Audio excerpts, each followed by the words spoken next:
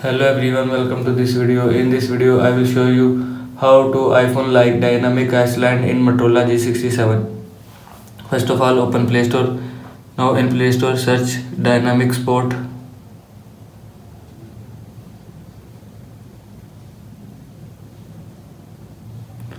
Now click on Dynamic Sport.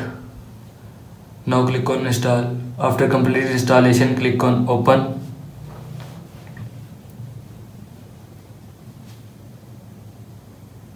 Click on Next, and now here you will see 4 options. Select apps, notification access, draw on screen, data protection. Now click on select app. Now here you will see app. Select app that you want, and if you want to all app, then click on all. Now go back, click on notification access. Again click on notification access. Now here you will see dynamic sport. Now turn on this button. After turning on this button, click on allow. Now scroll down, click on draw on screen. Click on allow. Again click on draw on screen and click on next.